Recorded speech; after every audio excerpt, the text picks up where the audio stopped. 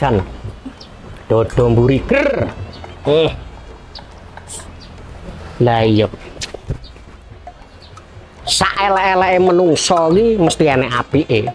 Lan sak apik-apike menungso mesti enek eleke. Lah wong infrastruktur tata ruang kota lho. Rumangsaku iki wis mening-mening kaya ngono. Ning kok cek dipaido wae. Aku jemur jan gumun setahun jembleng serendeng ya iki. Piye jane ngono. Aku dhewe iki yo kemeng rasane. Jan kemeng mumet ngono kuwi. Ning timbangane aku ngudo rasa dhewe ngene iki. Piye ya? Apa tak tekokne pusat ya? Tak golekane. Lah. Kange jenengan pun dangu lho. Aku ngrungokne rasamu. Wah, Mas Eka ya serapopo kahanan sih tak. Ngapunten lho lepate kawula alit lho. Saestu kula mboten lepat. Kang Giri bae nang kene kadung aku ngudo rasa isin aku. Pripun warosipun? Alhamdulillah kuru-kuru Gusti Allah maringi waras. Alhamdulillah. Alhamdulillah ingkang takon nggih niku. Niki lho Kang, kula iki ya wis resah ya anu. Wong wis mening-mening kaya ngono kok cek dipaido aku ki piye. Terus karepe kurang piye ngono. Alah. Mulane kula waos sirku ki badhe sowan jenengan tibake kok malah jenengan wonten mriki. Miyos pundi wau.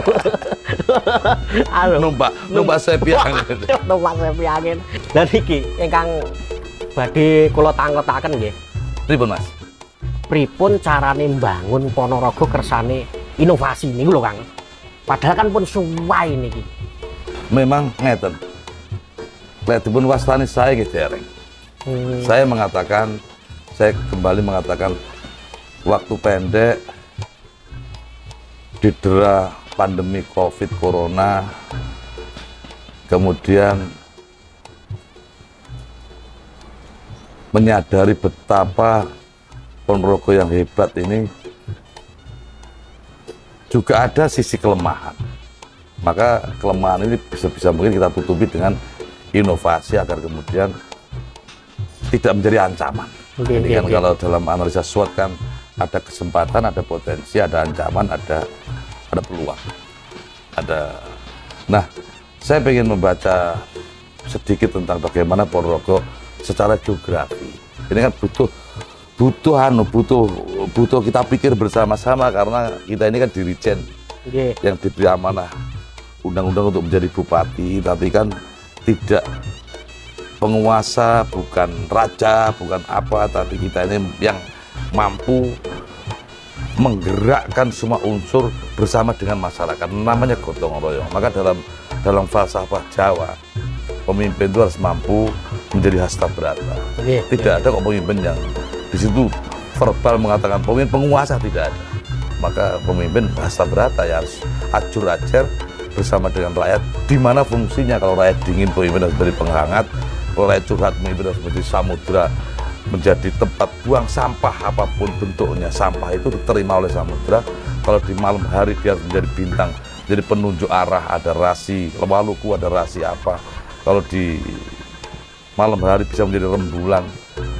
Kalau saat dingin dan menjadi penghangat seperti api.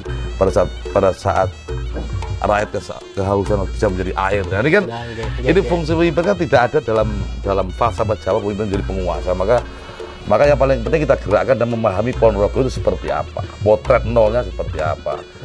Nah, itu baru kita bisa mengatakan inovasi. Pertama, kita tahu berkali-kali kami ulang puluhan kali, kita ini sesungguhnya tidak berada dalam kemewahan geografi.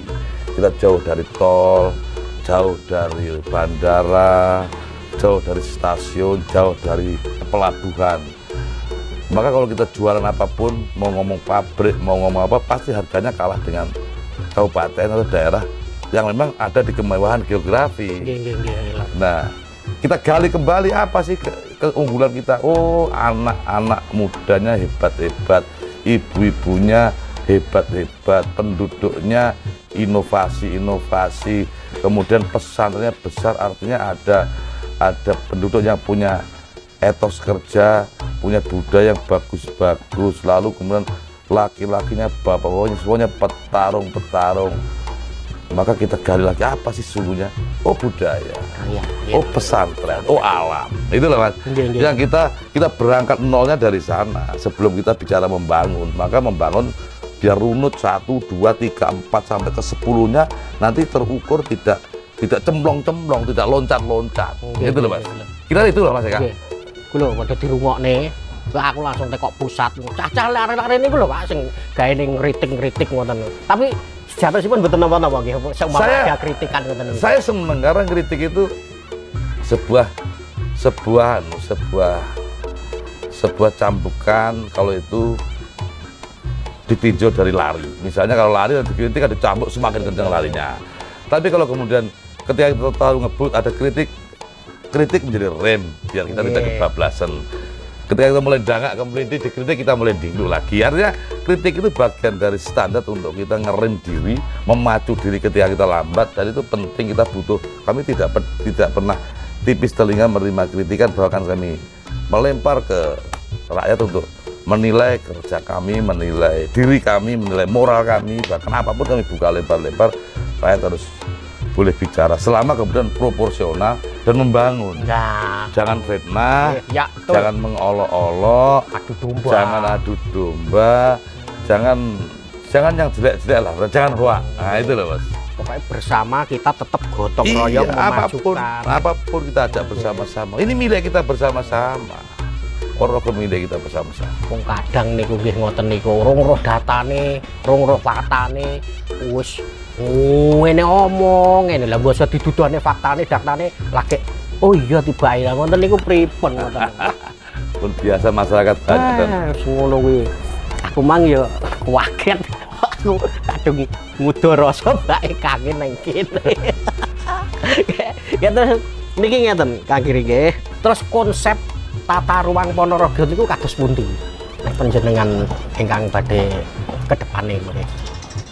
Yang penting begini, ketika kita sudah tahu kelemahan, tahu potensi kita, tahu ancaman, kemudian tahu kesempatan kapan kita bisa bergerak, maka kita tahu diri kita sendiri. Umpama hobi kita voli, jangan dipaksa untuk badminton. Nah, betul. Hobi kita voli, kalau kita kemudian berlatih badminton, Anda belajar di ruang yang salah karena hobinya tidak di voli, tidak di badminton. Voli kalau badminton susah.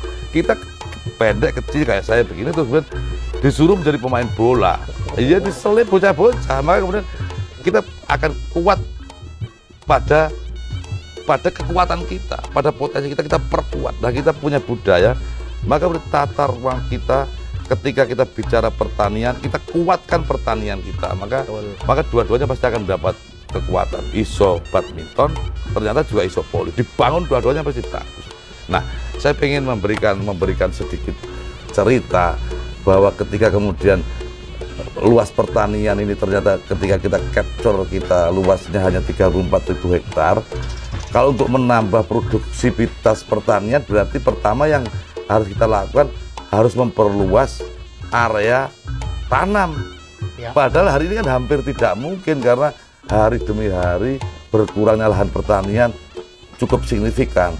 Dibuatlah rumah, dibuatlah jalan, dibuatlah toko, dikeringkan untuk sekolah, untuk buahnya yang itu kecil-kecil, misalnya papan 1, 10 kali 20. Masih kalian lihat di mana-mana pasti ada sawah yang diuruk dijadikan rumah. Dan itu kalau digabungkan jadi satu, jumlahnya signifikan dalam per tahunnya mengurangi area tanam. Walaupun sudah dislot, ini lahan hijau tidak boleh untuk rumah. Tapi laki-laki namanya sawah rumahan cuma itu anaknya membuat rumah, kadang-kadang dipaksa diuruk, tidak berlahan hijau lahan kuning, jadilah itu barang. Izinnya belakang. Nah ini kan kita harus berdamai dengan begitu, maka bagaimana memperluas area tanam biar rakyat bisa menanam lebih bagus, maka kita programkan sumur dalam. Artinya sawah tak ada hujan yang kemarin hanya bisa panen 1 kali dalam setahun, kemudian kita kasih sumur dalam. Sumur dalam ini fungsinya adalah bagaimana biar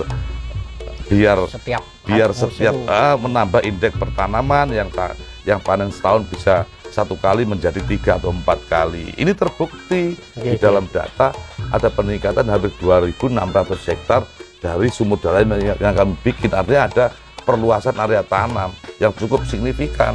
Jadi dari 34.000 hektar, kalau dijumlah semua rata red itu jadi hampir 74.000 hektar area tanam kita. Artinya panen 2 kali, panen sekali, panen 3 kali, segitu banyaknya, sehingga membuat produksi padi kita tinggi, jagung kita juga tinggi. Ya, nah, data detailnya nanti kita sampaikan. Kalau perlu nanti Mas Eka, telepon Pak Pri, Dinas Pertanian, biar detail betul berapa jagung, berapa tembakau, berapa padi, berapa komoditas yang lain. Itu pertanian. Tidak cukup dengan pertanian, karena kalau dibagi dengan jumlah kakak, rata-rata hanya menggarap 1.000 meter. Dengan 1.000 meter, umpama, kan kakak kita ini 364.000 kakak, ini. Sedangkan lahan kita 34.000. Coba dibagi 34.000 dibagi 300, kan cuma dapatnya cuma berkurang tidak sampai 1.000 meter. Bagaimana dengan 1.000 meter? Kan orang tidak bisa kaya, Mas. Ya, untuk nandur pari 1.000 meter, jadi suki, nandur jagung, maka berarti pertanian harus dikembangkan lagi. Di samping itu kita harus mencari ekonomi pendamping. Ekonomi pendamping. Apa ekonomi pendamping? Membuat pabrik kan tidak mungkin. Maka yang paling cocok untuk Ponorogo, maka kita kembangkan wisata yang berbasis budaya. Ya. Apa sih budaya? Kita hitung lagi, kita punya doprak, kita punya wayang, kita punya keris, kita punya apapun. Nah, yang paling hari ini moncer dan menjadi karakter bangsa, yang sudah sebentar lagi menjadi warisan tak benda UNESCO, maka reoklah kita munculkan. Reok Ponorogo dimunculkan, dibuatlah monumen reok menjadi wisata pemikat pertama. Karena membangun wisata itu piramid begini, pemikatnya paling tinggi, lalu barisan kedua adalah wisata yang kedua ini bangsanya, misalnya kayak gunung macam-macam wisata. Tapi pemikatnya harus ada dulu.